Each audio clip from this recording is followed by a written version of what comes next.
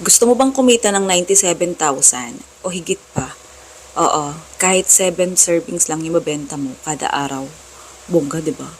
Ayan, pero bago tayo magsimula, ayan, nagpatulong muna ako sa asawa kong buksan yung dalawang garapon kasi ang hirap. Oo, ito yung garapon na ano eh, pangmalakasan eh. Yung uubusin lahat ng lakas mo bago mabuksan. O, 'di ba, bongga? O, kala mo, ikakat ko yan ah.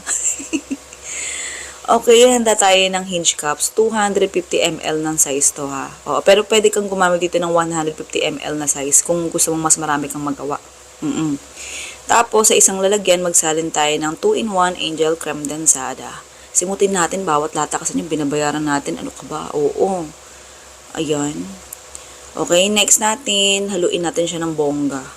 Oo. Gamit kay electric hand mixer ha. Malamig dapat yung creme densada na gagamitin mo ha.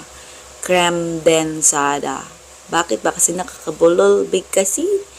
Okay, nung doble na yung size niya, ayan, pwede na natin siyang isalin sa hinge cups. Sa pagsalin ko nito, tansya-tansya lang. Oo, hanggang sa mapuno natin o malagyan natin lahat ng hinge cups. Oo. Ayan, habang sinasalin natin yung bawat natin, mixture, comment ka naman sa baba kung tagsaan ka. Malay mo, ikaw na yung susunod natin na mabigyan ng libreng electric hand mixer or silicone utensils. Oo, follow and share na rin para bongga na talaga. Oo. Ayan, biscuit yung nilagay ko dito sa pinakaibabaw. Oo, okay. Dulugin mo lang. Bali, 2 piraso yung magagamit natin dito. Pero, ayan, yung unang lagay, isang bang muna. Tapos halo-haloin mong bongga. Hindi. Yung sakto lang. Oo, yung hindi ka naman mangangalay. Matabunan mo lang ng ayan, ng ice cream mixture, yung ating, hindi siya ice cream pwede rin siyang ice cream. Ano pa rin sabi mo, Eden? Inililigaw mo yung mga mo, tropa mo, ano ka ba?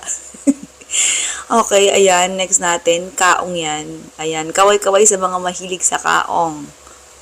Next natin, nata. Sarap din ng nata. Actually, kaya ako gumawa ng gantong recipe, ayan, kaya nabuo na naman ang itong ating pangtinda na negosyo recipe kasi yung anak ko mahilig siya sa mga puti, mga light color na pagkain. Diriin, ayaw niya ng mga ibang makukulay, mga dark, ayaw na itim, ayaw na brown, mga ganyang kulay. Gusto niya mga light colors at saka, ayan, puti. Hindi ko alam ba't may ganito kong anak. Oo. Hindi ko alam na importante rin pala ang kulay. Oo, sa pagkain. O, diba?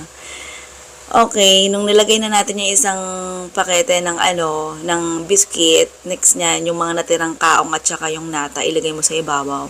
Tapos, hayaan mo na lang siyang lumubog ng kusa. Para medyo may sa ibabaw, 'di ba? Minsan parang useless yung ginawa natin na paghalo eh. Siguro pang pahaba lang ng video ganun.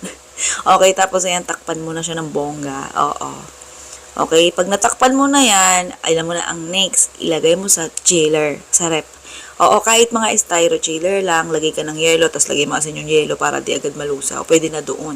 Kasi, hindi naman ice cream, hindi naman kung ano-anong gagawin natin. Ayan, salad ite, aesthetic salad. Kala mo sa bahay lang at sa mga gamit sa bahay lang merong aesthetic. Sa pagkain din, kala mo. Oo, ayan na.